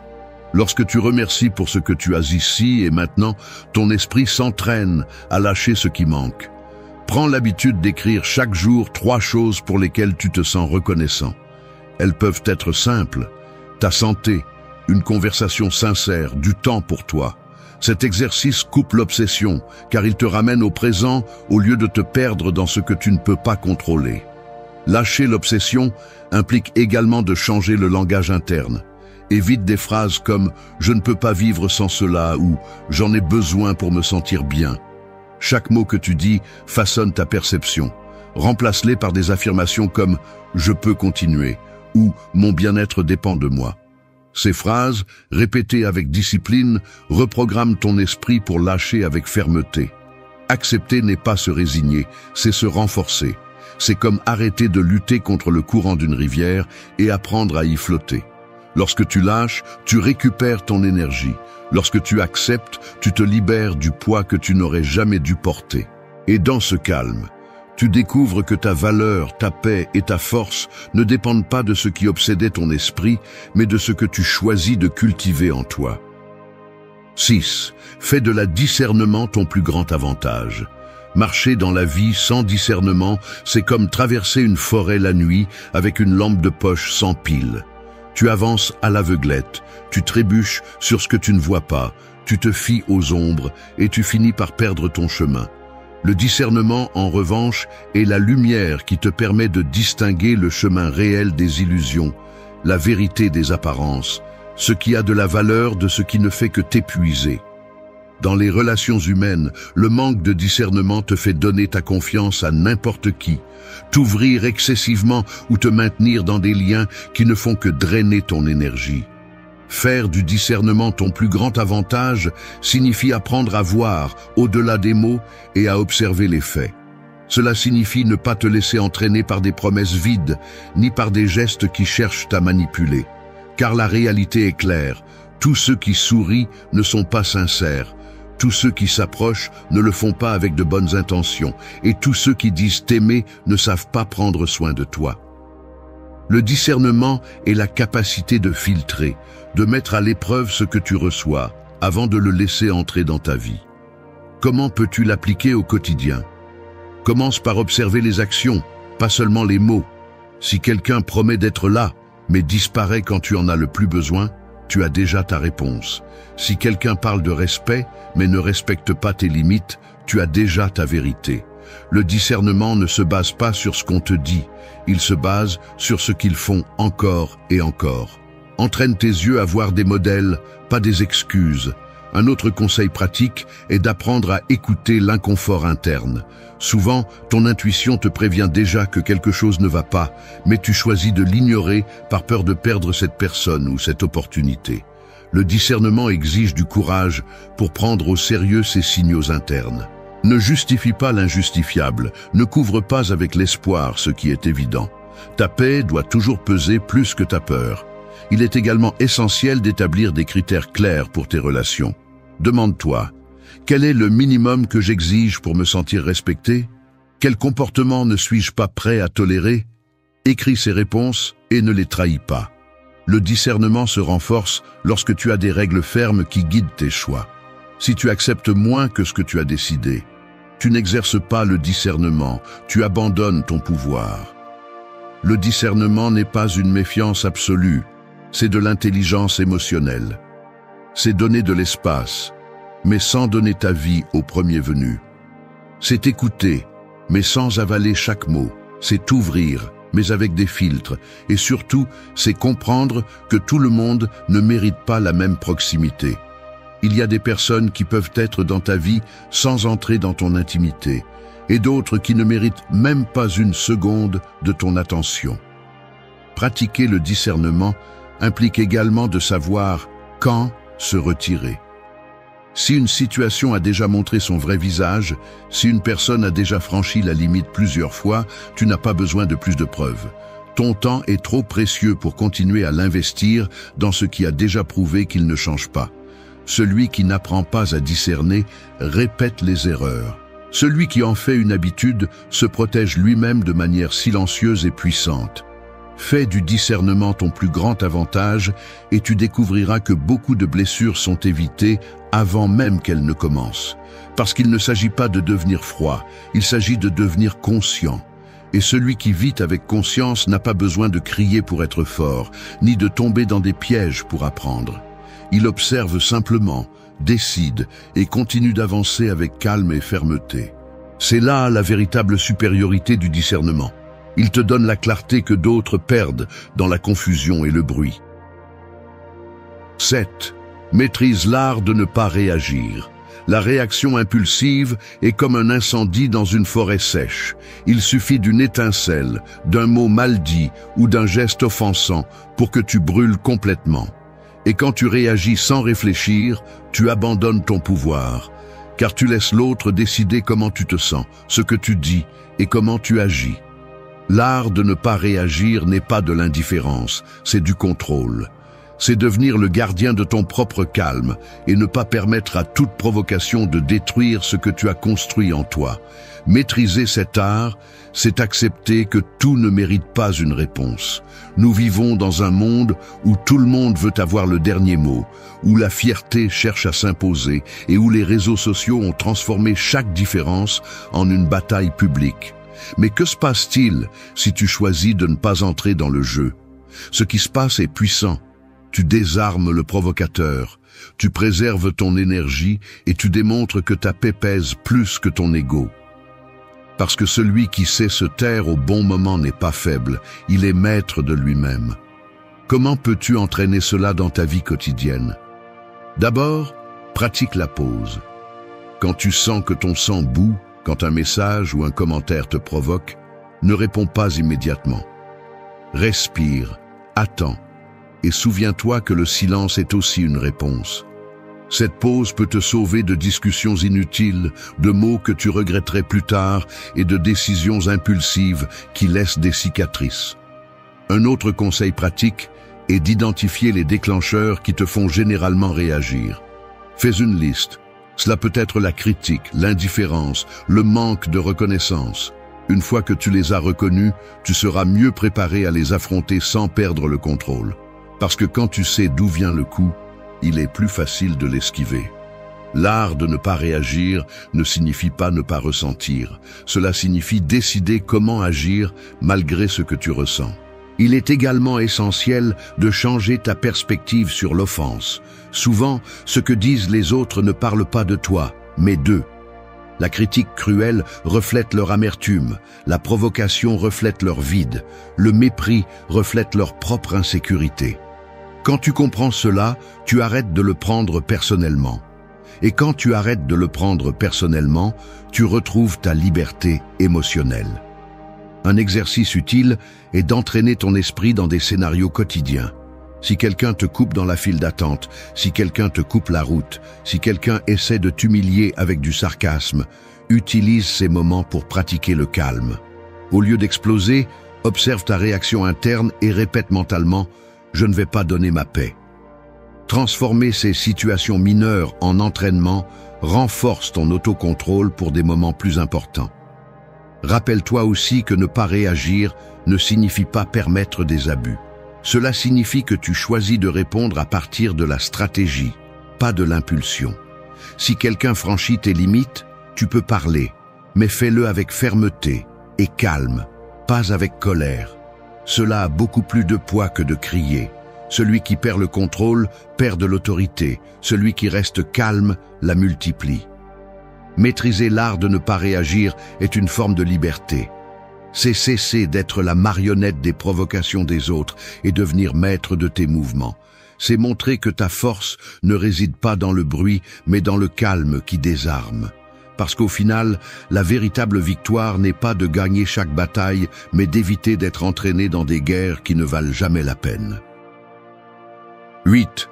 Vis selon tes propres règles, pas celles des autres. La vie est comme un échiquier où tout le monde veut bouger tes pièces. La famille te dit ce que tu devrais faire, les amis donnent leur avis sur comment tu devrais vivre, la société impose des normes de succès et même des inconnus sur les réseaux sociaux prétendent dicter ta valeur. Si tu n'as pas tes propres règles, tu finis par jouer avec les pions des autres, avançant dans un jeu qui n'a jamais été le tien. Vivre selon tes propres règles, c'est décider que ta vie ne sera pas définie par les attentes des autres, mais par la clarté de tes principes et la fermeté de ta volonté. Ce point n'est pas un appel à l'égoïsme, mais à l'authenticité. Cela signifie que tu ne vas pas te modeler pour entrer dans des espaces où tu n'es pas respecté, que tu ne vas pas suivre des chemins que d'autres ont tracés simplement parce que c'est ce qu'on attend de toi. Cela signifie que tu choisis une norme interne et que tu la défends, même si cela dérange ceux qui aimeraient te contrôler. Parce qu'au final, le prix à payer pour vivre selon les règles des autres est élevé. Tu perds ta voix, ta liberté et ton essence. Comment peux-tu appliquer cette leçon dans ta vie quotidienne? Commence par définir tes règles internes. N'attends pas que la vie le fasse pour toi. Fais une liste claire des valeurs qui guideront tes décisions. Respect de soi, discipline, authenticité, honnêteté. Écris-les et garde-les à l'esprit. Chaque fois que tu fais face à une décision difficile, compare-la à cette liste. Si elle correspond à tes valeurs, avance. Sinon, rejette-la sans culpabilité. Cette clarté empêche qu'on te manipule ou que tu tombes dans des chemins qui ne sont pas les tiens. Un autre conseil pratique est d'apprendre à dire non sans te justifier. Souvent, tu te perds dans des excuses pour ne pas décevoir les autres, mais la vérité est simple, tu n'as pas à donner des explications pour chaque décision. Quand tu dis non avec fermeté et calme, tu réaffirmes tes règles. Et chaque fois que tu le fais, ton estime de toi grandit, parce que tu te prouves à toi-même que ta vie est entre tes mains. Il est également important de rompre avec l'addiction à l'approbation. Si tu vis en attendant que tout le monde valide tes choix, tu n'auras jamais tes propres règles. Fais l'exercice de prendre de petites décisions sans demander l'avis de personne. Choisis tes vêtements, organise ton temps, définis tes objectifs sans chercher l'approbation externe. Cette pratique quotidienne entraîne ton esprit à faire confiance à ton jugement et peu à peu te libère du besoin d'être accepté. Le prix à payer pour vivre selon les règles des autres n'est pas seulement de te perdre, c'est aussi de porter des culpabilités qui ne te reviennent pas. C'est pourquoi une autre étape fondamentale est de remettre en question chaque attente qu'on t'impose. Demande-toi, est-ce que cela me rapproche de ce que je veux ou est-ce que cela me lie simplement à ce que les autres attendent? Lorsque la réponse ne correspond pas à ton essence, c'est le signe que tu dois lâcher prise. Tu n'es pas venu dans ce monde pour remplir des scénarios écrits par d'autres, tu es venu pour écrire le tien.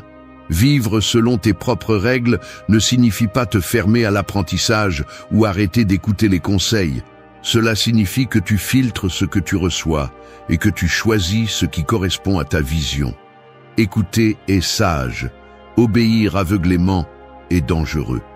Celui qui apprend à discerner ce qui apporte et à écarter ce qui est superflu devient inarrêtable, parce que chaque décision naît de la conviction et non de la pression. Souviens-toi de ceci, vivre selon tes propres règles est un acte de respect envers toi-même. C'est dire au monde que tu n'as pas besoin de permission pour être qui tu es, que tu ne vas pas donner ta paix pour répondre aux attentes des autres, que ton chemin se trace de l'intérieur. Cette fermeté dérange certains, mais inspire beaucoup. Et le plus important, elle te donne la liberté de regarder ta vie avec fierté, sachant que chaque pas que tu as fait, tu l'as choisi, non pas parce que quelqu'un d'autre l'a dicté. Merci d'être resté jusqu'à la fin de la vidéo. Si vous avez tout vu, commentez. La pauvreté ne commence pas par le manque d'argent, elle commence par ta façon de penser. Chaque décision que tu prends, chaque habitude que tu répètes sans questionner, construit la réalité dans laquelle tu vis. Ce n'est pas le gouvernement, ce n'est pas la chance, ce n'est pas ton origine. C'est ton état d'esprit qui fait la différence entre avancer ou rester coincé. Tant que tu continues à dépenser plus que tu ne gagnes, à penser petit, à repousser ce que tu sais être important et à vivre sans objectif clair, tu continues à renforcer un cycle qui ne fait que te plonger davantage. Ce n'est pas une punition du destin, c'est la conséquence directe de ce que tu choisis jour après jour. La pauvreté n'est pas un mystère, c'est le résultat de schémas mentaux qui te maintiennent piégé dans la pénurie. Cette vidéo n'est pas pour te mettre à l'aise, elle est là pour te confronter, pour que tu regardes en face les habitudes qui te sabotent et comprennes que bien qu'elles fassent partie de ta vie aujourd'hui, elles n'ont pas à définir ton avenir. Ici, nous ne parlerons pas de magie ni de formules faciles. Nous allons parler de la racine du problème, ton état d'esprit, tes comportements et tes excuses. Si tu restes jusqu'à la fin, tu découvriras les leçons pratiques qui peuvent secouer ta routine et changer ton chemin. Parce que la richesse ne concerne pas seulement les chiffres, elle concerne la discipline, la responsabilité et la vision.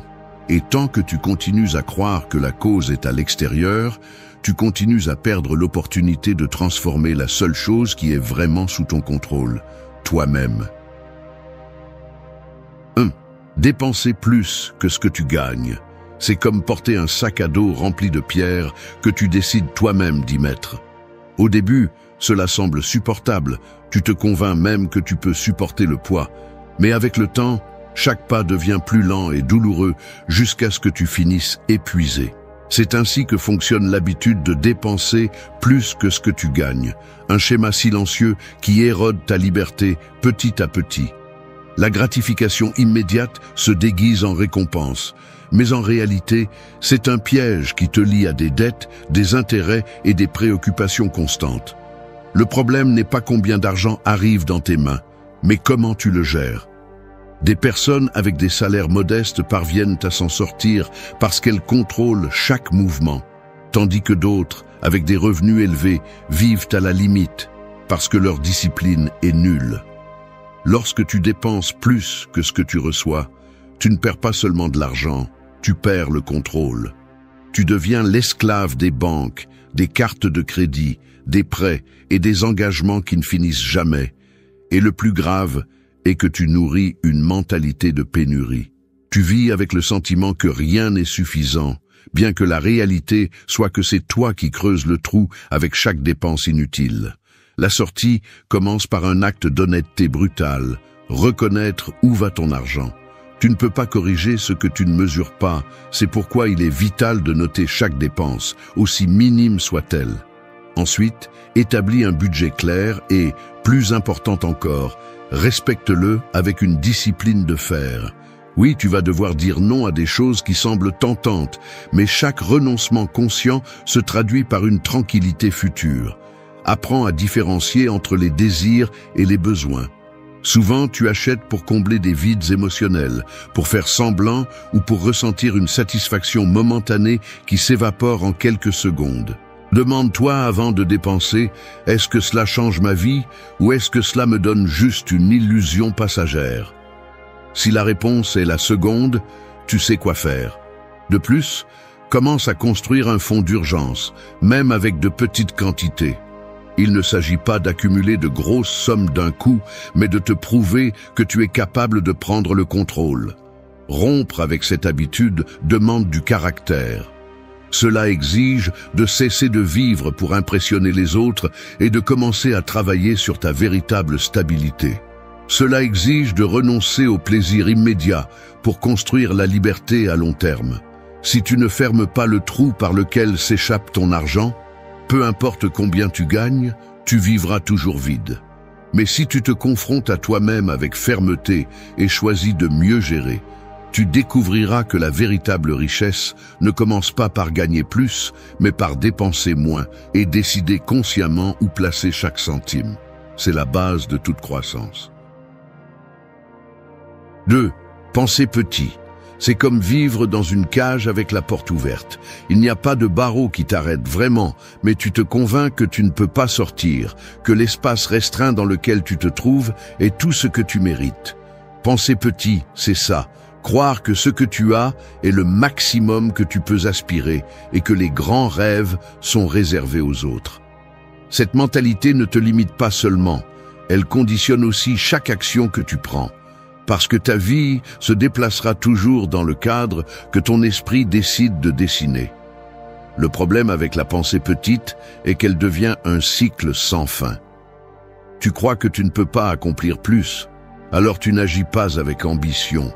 Comme tu n'agis pas, tu n'obtiens pas de grands résultats. Et comme tu n'obtiens pas de résultats, tu confirmes ta croyance que tu ne pourras jamais atteindre quelque chose de mieux.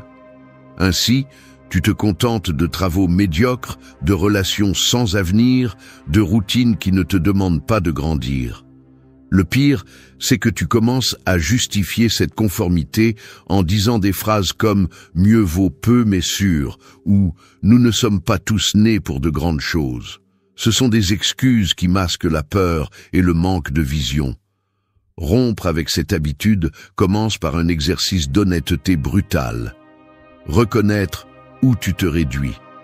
Demande-toi ce que tu as arrêté d'essayer par peur, quels sont les objectifs que tu as écartés avant de faire le premier pas. Peut-être voulais-tu démarrer une entreprise, mais tu pensais que c'était trop pour toi. Peut-être voulais-tu apprendre une nouvelle compétence, mais tu t'es dit qu'il était trop tard. Chaque fois que tu as pensé ainsi, tu as choisi la cage, même si la porte était ouverte. Le premier conseil pratique est d'élargir ta vision. Lis, informe-toi, observe des exemples de personnes qui ont commencé avec moins que toi et qui ont réussi à s'en sortir. Il ne s'agit pas d'admirer de loin, mais de comprendre que ce qu'ils ont fait, tu peux aussi le faire si tu es prêt à payer le prix de l'effort. Entoure-toi de grandes idées, parce que ton esprit se nourrit de ce que tu consommes. Si tout ce que tu entends sont des plaintes, des limitations et des pensées médiocres, tu ne pourras jamais élargir ton horizon. Le deuxième conseil est d'élever tes standards. Demande-toi si ce que tu acceptes aujourd'hui comme suffisant l'est vraiment, ou si c'est juste du confort déguisé. Élever tes standards signifie ne pas te contenter d'un travail qui te permet à peine de survivre, ne pas accepter un environnement qui te freine, ne pas rester dans une routine qui éteint ton ambition. Lorsque tes standards augmentent, tes actions changent, et lorsque tes actions changent, tes résultats s'améliorent inévitablement. Le troisième conseil est de fixer des objectifs qui te défient. Je ne parle pas de rêver de millions du jour au lendemain. Je parle de te fixer des objectifs qui te forcent à sortir de ta zone de confort. Si aujourd'hui tu gagnes un certain montant, cherche un plan réel pour le doubler dans un temps précis. Si tu n'as jamais lu, engage-toi à terminer un livre par mois. Si tu n'as jamais entrepris, commence par quelque chose de petit, mais de tangible. L'important est que chaque objectif te force à grandir au-delà de ce que tu crois possible aujourd'hui. Un autre conseil fondamental est de changer ton langage interne. Chaque fois que tu dis « je ne peux pas », tu renforces ta prison mentale. Remplace cette phrase par « comment puis-je le faire ?» Ce simple changement transforme la façon dont ton cerveau cherche des solutions. Parce que la vérité est que tu n'es pas incapable. Ce qui se passe, c'est que tu n'as pas encore trouvé le bon chemin et tu ne le trouveras que si tu es prêt à le chercher. Penser petit est l'une des habitudes les plus destructrices parce qu'elle ne se voit pas immédiatement. 3. Procrastiner ce qui est important. C'est comme avoir une graine dans la main et décider de la garder pour demain. Tu penses que quand tu la planteras, elle poussera de la même manière, que cela n'a pas d'importance d'attendre un jour de plus. Mais la vérité est que chaque report est une récolte perdue, un arbre qui ne donnera jamais de fruits parce que tu ne l'as jamais planté à temps. Procrastiner ce qui est important est le voleur le plus silencieux de richesse et de progrès. Il vole tes heures en se déguisant en confort et te convainc qu'il y aura toujours un demain pour faire mieux. Le problème avec cette habitude n'est pas la paresse en soi, mais le mensonge qu'elle porte en elle. Elle te fait te sentir occupé avec des choses sans importance pendant que l'essentiel reste en suspens. C'est ouvrir les réseaux sociaux au lieu de travailler sur un projet, ranger ton bureau au lieu de faire face à la tâche difficile ou justifier que tu as besoin d'être motivé pour agir. Chaque excuse est un poison lent. Et le plus grave est qu'avec le temps, ton esprit commence à croire que remettre à plus tard est normal, que la vie peut toujours attendre, jusqu'à ce qu'un jour tu découvres que les années ont passé et que rien n'a changé parce que c'était toujours demain et jamais aujourd'hui. Pour arrêter de procrastiner, la première chose à faire est d'accepter que la motivation n'est pas fiable. Si tu attends de te sentir inspiré, tu ne commenceras jamais. La discipline doit remplacer l'émotion. Car ce qui construit vraiment les résultats est la constance, pas l'envie momentanée. Force-toi à faire le premier pas, même si tu n'en as pas envie, car c'est l'action qui crée la motivation et non l'inverse. Une stratégie puissante est la règle des 5 minutes. Lorsque tu es tenté de remettre quelque chose à plus tard, engage-toi à le faire pendant seulement 5 minutes. La plupart du temps, tu découvriras qu'une fois que tu as commencé, tu continues sans effort. Un autre conseil est de diviser ce qui est important en tâches petites et concrètes. Tu procrastines parce que ton esprit voit l'objectif comme une montagne impossible à gravir, mais si tu le divises en étapes, le chemin devient gérable et moins intimidant. Tu dois aussi identifier les déclencheurs qui te font tomber dans cette habitude. Demande-toi, qu'est-ce qui me distrait le plus souvent ? Le téléphone, les réseaux sociaux, la télévision, les conversations sans sens. Une fois détecté, établis des barrières claires. Mets ton téléphone hors de portée pendant que tu travailles, établis des horaires sans interruption et élimine le bruit qui te vole ta concentration. Ton environnement doit être conçu pour t'aider, pas pour te saboter. Un autre point clé est d'apprendre à prioriser. Beaucoup de gens procrastinent parce qu'ils ne distinguent pas ce qui est urgent de ce qui est important.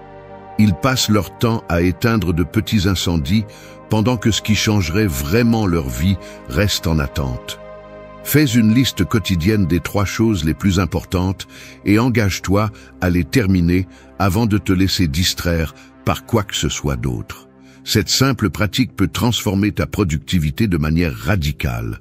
Procrastiner ce qui est important ne te rend pas seulement pauvre en argent, mais aussi pauvre en temps, en réalisation et en estime de soi. Chaque tâche reportée est un message à toi-même que tu ne fais pas confiance en ta capacité d'agir. Rompre cette habitude est un acte de respect de soi. C'est te prouver que tes objectifs sont plus importants que tes excuses. Parce qu'au final, la vie ne se mesure pas par ce que tu dis que tu feras demain, mais par ce que tu oses construire aujourd'hui.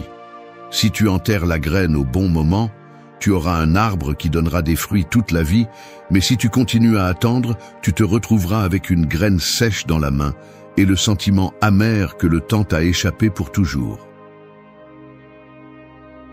4. Vivre sans objectif clair. C'est comme monter dans un bus sans demander où il va. Il peut t'emmener dans un bel endroit, il peut te laisser au milieu de nulle part, mais ce qui est sûr, c'est que tu n'as pas le contrôle sur la destination. Vivre sans objectif clair, c'est exactement cela, se déplacer sans direction, dépenser de l'énergie sans but et laisser la vie te traîner au lieu de la conduire. Le plus dangereux n'est pas l'effort que tu fais, mais le fait que cet effort se dilue parce qu'il n'est pas concentré, et tu finis donc fatigué mais sans résultat.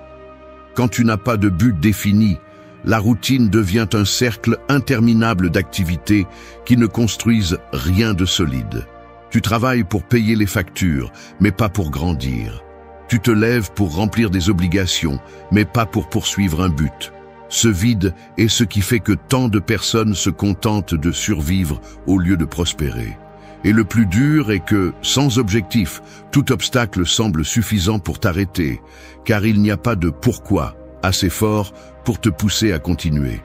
Avoir de la clarté, c'est bien plus que d'écrire un rêve sur papier, c'est dessiner une carte qui te rappelle où tu vas.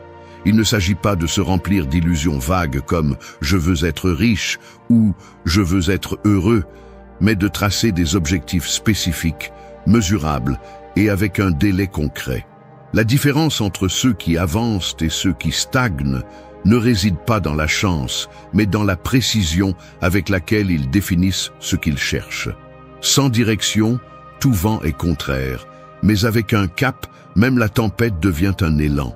Pour rompre avec cette habitude, la première chose à faire est de réfléchir de manière brutalement honnête à ce que tu veux. Demande-toi quel type de vie tu veux vivre dans 5 ou 10 ans et commence à décomposer les étapes nécessaires pour t'en rapprocher. L'écrire n'est pas un acte romantique, c'est une stratégie mentale. Ton cerveau a besoin de voir clairement pour agir avec décision. Un conseil pratique est de diviser chaque objectif en petits buts. Par exemple, si tu veux améliorer ta situation financière, définis combien tu veux économiser cette année, combien tu dois générer en plus chaque mois et quelles dépenses tu dois éliminer. Si tu veux améliorer ta santé, fixe combien de fois tu t'entraîneras par semaine et quelles habitudes alimentaires tu changeras. Ne le laisse pas en phrases vides, traduis-le en actions concrètes qui peuvent être mesurées. Un autre conseil est de revoir tes objectifs de manière constante. Il ne suffit pas de les définir une fois et de les oublier. Chaque semaine, consacre du temps à évaluer si tes actions sont alignées avec ce que tu veux. Cette pratique te maintient concentré et t'oblige à corriger le cap quand tu t'écartes. De plus, tu dois apprendre à dire non. Quand tu n'as pas d'objectif clair, toute invitation, distraction ou proposition semble valide. Mais quand tu sais où tu vas, il est plus facile de rejeter ce qui n'ajoute pas. La clarté donne de la force, et cette force se traduit par la discipline. Vivre sans objectif clair, c'est choisir le hasard comme guide, et le hasard construit rarement des vies extraordinaires. Rester sans direction est le chemin le plus rapide vers la médiocrité, car l'énergie qui n'est pas concentrée est gaspillée. Avoir des objectifs ne garantit pas que le chemin sera facile, mais garantit que chaque pas a un sens. Et dans une vie où le temps est la ressource la plus précieuse, tu ne peux pas te permettre de marcher sans direction.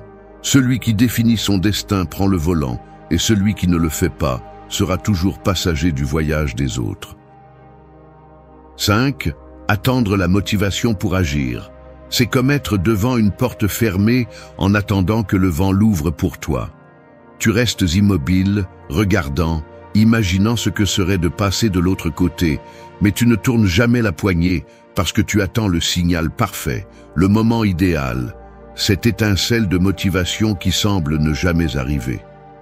Vivre de cette façon, c'est donner ton temps à l'inaction. C'est croire que le moteur de ta vie doit venir de l'extérieur, alors qu'en réalité, il a toujours été en toi. L'erreur d'attendre la motivation est que la motivation est instable, volatile et trompeuse. Un jour, elle te remplit d'énergie, et le lendemain, elle disparaît sans laisser de traces. Si ta discipline dépend d'être motivée, tu n'auras jamais de constance. Construire de la richesse, changer d'habitude ou transformer ta vie n'arrive pas parce qu'un jour tu t'es levé inspiré. Cela arrive parce que même quand tu n'avais pas envie, tu as fait ce que tu devais faire. La discipline est le véritable carburant et ceux qui le comprennent avancent, tandis que les autres restent coincés en attendant de ressentir quelque chose qui arrive rarement. La motivation, en réalité, n'est pas le début du processus, c'est la conséquence.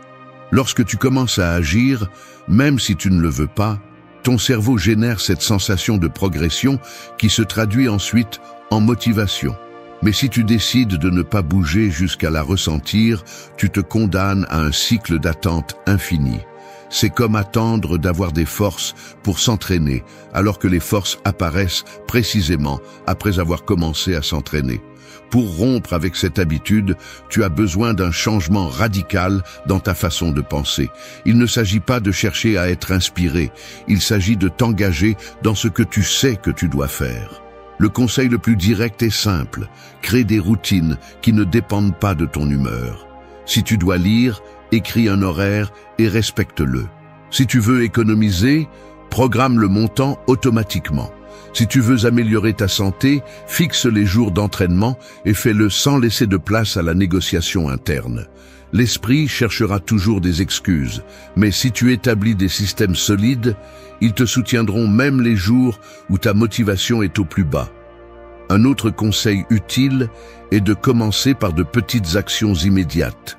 Souvent, le manque de motivation vient du fait de voir la tâche comme une montagne. Au lieu de t'obséder avec la grandeur, concentre-toi sur le minimum. Écris une seule page si tu veux finir un livre. Économise une petite somme si tu veux l'indépendance financière. Fais 10 minutes d'exercice si tu ne peux pas en faire 1 heure. La clé est de bouger, car le mouvement génère de l'élan et cet élan se transforme en habitude. Il est également important de t'entourer de discipline externe. Si ton environnement est rempli de distractions et de personnes qui ne tiennent pas leurs promesses, il sera plus difficile de rester ferme. Entoure-toi de ceux qui valorisent la constance, qui n'attendent pas d'avoir envie de faire ce qui est juste. Cet exemple est contagieux et renforce ton propre engagement. Attendre la motivation est un luxe que les pauvres d'esprit ne peuvent pas se permettre. Chaque jour que tu remets à plus tard parce que tu n'as pas envie est un jour perdu à jamais. Un jour qui aurait pu te rapprocher de tes objectifs et qui ne reviendra jamais.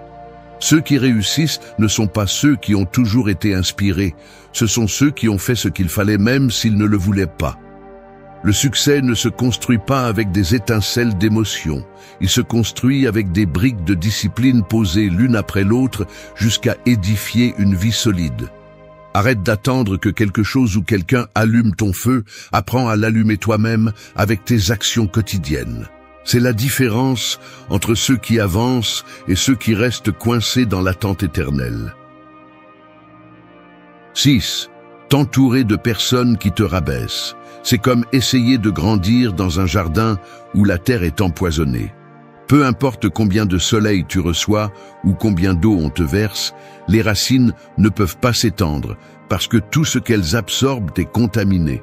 C'est ainsi que fonctionne ton environnement. Si tu t'entoures de personnes qui te limitent, qui critiquent chaque idée, qui se moquent de tes rêves et qui jouissent de ta médiocrité, parce que cela les fait se sentir à l'aise, tu finiras par te faner même si tu as en toi le potentiel pour fleurir. La grande erreur de beaucoup est de sous-estimer le pouvoir de l'environnement. Ils pensent que la mentalité se soutient toute seule, mais la réalité est que les pensées sont constamment modelées par les conversations, par les attitudes et par l'énergie de ceux qui t'entourent. Si tu es dans un cercle où il est normal de dépenser sans réfléchir, de procrastiner, de se plaindre du gouvernement ou de blâmer la chance, tôt ou tard, ce schéma devient le tien. Parce que personne ne peut aspirer à la grandeur s'il vit entouré de gens qui célèbrent la petitesse. Rompre cette habitude nécessite du courage, car cela signifie regarder en face les personnes avec qui tu passes le plus de temps et te demander si elles ajoutent ou soustraient réellement à ta vie. Il ne s'agit pas de haïr ou de mépriser qui que ce soit. Il s'agit de reconnaître qu'il y a des environnements qui drainent ta force et d'autres qui la multiplient. Le premier conseil pratique est d'observer attentivement quelles conversations prédominent dans ton cercle. Si la plupart d'entre elles sont des critiques, des ragots ou des plaintes constantes, tu empoisonnes ton esprit chaque jour. Le deuxième conseil est de commencer à filtrer le temps que tu donnes. Tu n'as pas besoin de couper les ponts avec tout le monde, mais tu dois réduire l'exposition à ceux qui te tirent vers le bas. Consacre plus d'heures à lire, à apprendre, à t'entraîner ou à construire, plutôt qu'à être pris dans des dynamiques de médiocrité. Le temps est limité, et chaque minute que tu offres à quelqu'un qui te rabaisse est une minute que tu perds pour grandir. Le troisième conseil est de chercher intentionnellement de meilleurs cercles. Entoure-toi de ceux qui sont déjà sur le chemin que tu veux emprunter, de ceux qui pensent grand, de ceux qui ne se contentent pas de survivre et cherchent à construire. Cela peut se faire à travers des communautés, des mentors, des livres ou même des contenus qui nourrissent ton esprit de manière différente. L'important est que ton environnement devienne de l'essence, pas du poison. Un autre aspect crucial est d'apprendre à poser des limites claires. Souvent, les personnes qui te freinent sont des membres de ta famille ou des amis de longue date, et il est difficile de les éloigner complètement. Mais tu peux limiter l'impact qu'ils ont sur toi. Tu n'as pas à écouter chaque critique, tu n'as pas à justifier chaque décision, tu n'as pas à laisser leurs insécurités devenir des chaînes pour toi. Les limites ne sont pas de l'égoïsme, elles sont une protection de ton énergie et de ta vision. T'entourer de personnes qui te rabaissent est l'une des habitudes les plus dangereuses parce qu'elle agit en silence.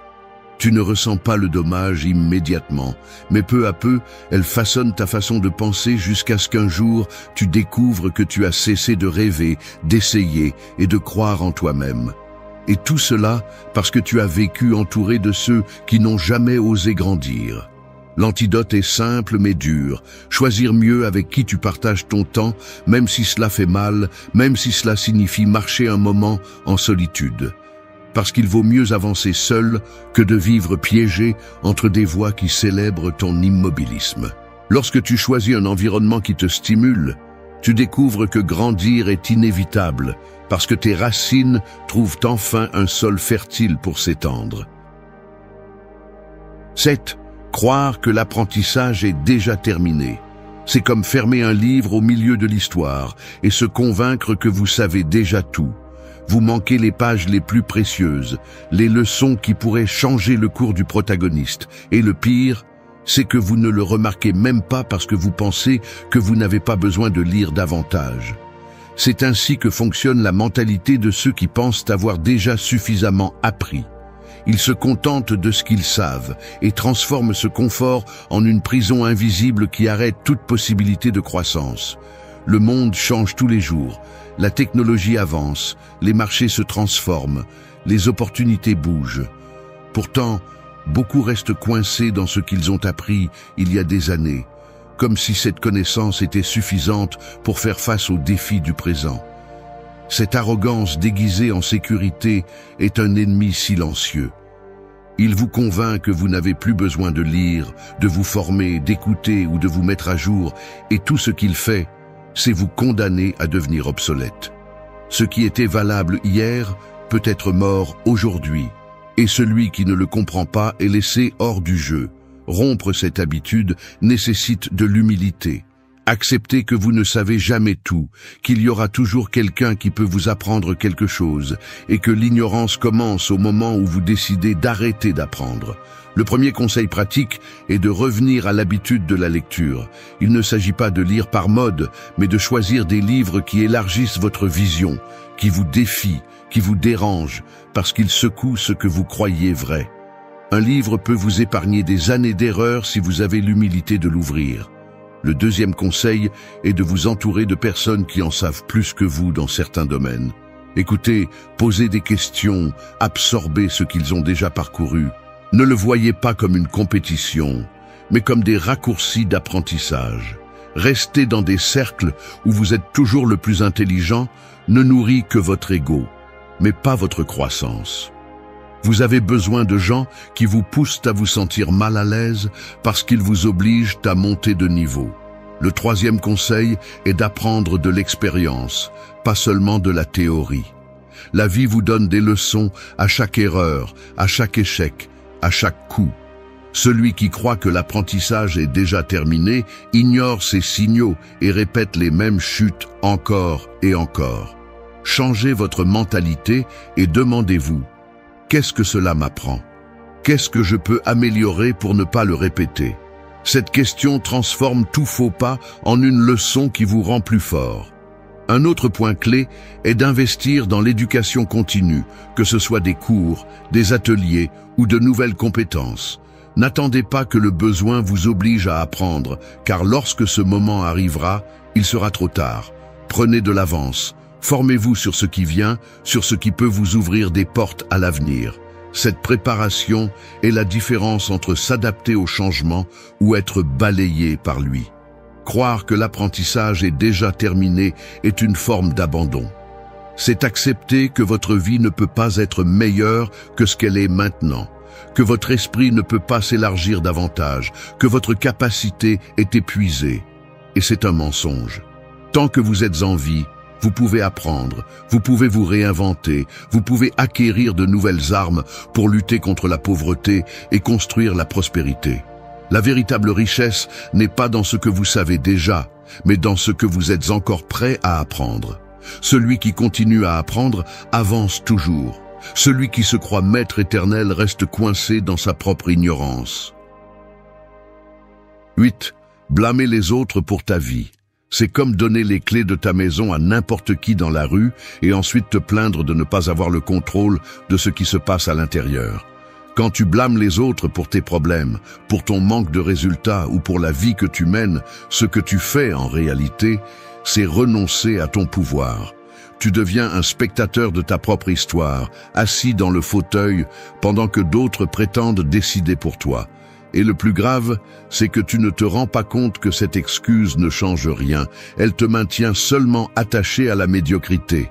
Blâmer le gouvernement, tes parents, ton patron, l'économie ou même la chance est la sortie la plus facile, car elle t'évite de regarder en toi. Il est plus confortable de penser que quelqu'un d'autre a ruiné ton chemin, que d'accepter que c'est toi qui n'as pas pris les bonnes décisions, qui ne s'est pas levé à temps, qui a préféré remettre à plus tard, dépenser ou se contenter de peu. Mais ce confort est un poison, car pendant que tu pointes du doigt à l'extérieur, ta vie reste la même. La pauvreté, en grande partie, se perpétue par cette mentalité de victime, par cette habitude de voir des coupables partout, sauf dans le miroir. Pour rompre avec cette habitude, la première chose à faire est d'assumer une vérité dure. Personne ne viendra te sauver. Ni le politicien en place, ni l'héritage inattendu, ni la chance d'une loterie.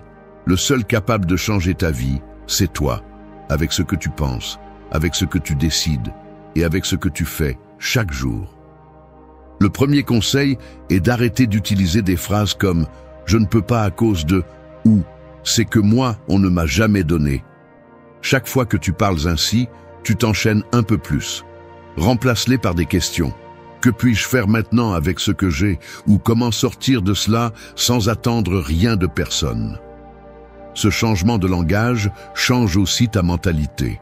Le deuxième conseil est de pratiquer la responsabilité radicale.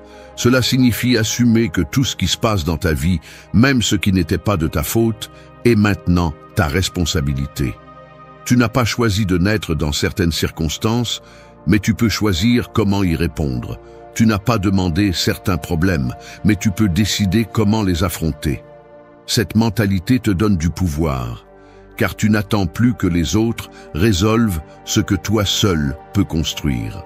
Le troisième conseil est d'arrêter de te comparer à ceux qui ont eu des avantages et de commencer à construire avec ce que tu as. Te comparer ne fait qu'alimenter la frustration et te vole de l'énergie que tu pourrais investir pour avancer.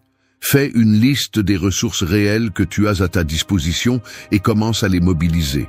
Peut-être que ce n'est pas grand-chose, mais l'important n'est pas où tu commences, mais que tu décides de commencer. Il est également vital de t'entourer d'exemples de responsabilité, des personnes qui ne se plaignent pas, qui ne perdent pas de temps à blâmer, mais qui agissent. Cette attitude est contagieuse et renforce ta détermination. Si dans ton entourage tout est plainte, change de cercle, car sinon tu tomberas dans la même spirale de victimisation. Blâmer les autres est une habitude qui détruit de l'intérieur, car elle te vole la force de décider. C'est donner les clés de ton destin à d'autres et accepter une vie d'impuissance. Le rompre est dur, car cela signifie te confronter à toi-même et accepter que si ta vie ne change pas, c'est parce que tu ne fais pas ce qu'il faut. Mais c'est aussi libérateur, car quand tu prends le contrôle, tu comprends que rien ni personne ne peut t'arrêter. La vraie richesse commence quand tu arrêtes de pointer du doigt à l'extérieur et assumes que ta vie dépend seulement de toi. Merci d'être resté jusqu'à la fin de la vidéo. Si vous avez tout vu, commentez « Je suis stoïcien » comme notre signe secret, indiquant que vous êtes un véritable apprenant du stoïcisme. N'oubliez pas de vous abonner et de liker la vidéo si elle vous a plu.